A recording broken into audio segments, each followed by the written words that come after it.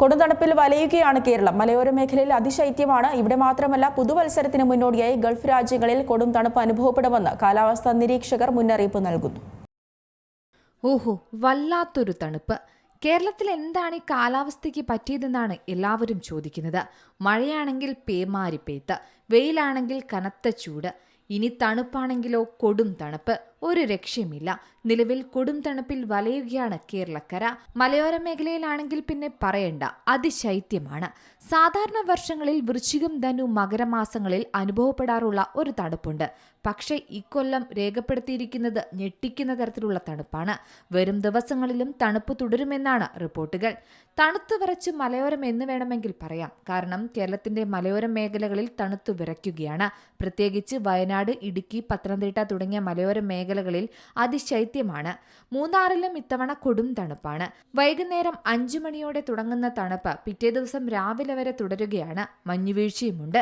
4 ദിവസം തുടർച്ചയായി -1 താപനില റിപ്പോർട്ട് ചെയ്യുന്നത്.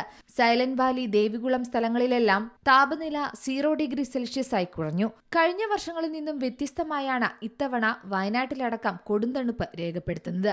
ജില്ലയിലെ പലയിടങ്ങളിലും താപനില 11°C താഴ്ന്നതാണ് കണ്ടത്. പുലർച്ചെയാണെങ്കിൽ പിന്നെ പറയണ്ട, അസഹ്യമായ തണുപ്പാണ് അനുഭവിക്കുന്നത്.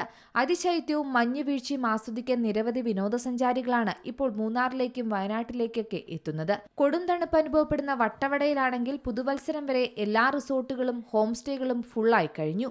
വടക്കൻ കേരളത്തിൽ തണുപ്പ് കൂടാൻ പ്രധാന കാരണം കർണാടകയിൽ നിന്ന് കേരളത്തിലേക്ക് പ്രവേശിക്കുന്ന കാറ്റിന്റെ ഗതിയെന്ന് കാലാവസ്ഥാ നിരീക്ഷക കേന്ദ്രം പറയുന്നുണ്ട്. സാധാരണ തമിഴ്നാട് വഴി എത്തുന്ന കാറ്റാണ് കേരളത്തിൽ തണുപ്പ് എത്തിക്കാറുള്ളത്.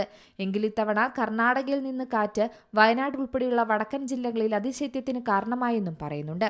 എന്തായാലും പുതുവത്സര രാവ് അടുക്കുമ്പോൾ വർഷാവസാനത്തോടെ നിരവധി ഗൾഫ് രാജ്യങ്ങളിലും കഠിനമായ തണുപ്പാണ് ബാധിക്കുന്നത്.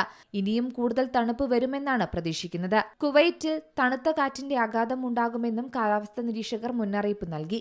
വടക്ക് പടിഞ്ഞാറൻ കാറ്റിന്റെ ശക്തി മിതമായതോടെ ഇടയ്ക്കിടെ ശക്തമായ തണുപ്പുണ്ടാകുമെന്നും തണുപ്പ് ഇനിയും വർദ്ധിക്കുമെന്നും മുന്നറിയിപ്പിൽ പറയുന്നു. News desk Zee Malayalam news.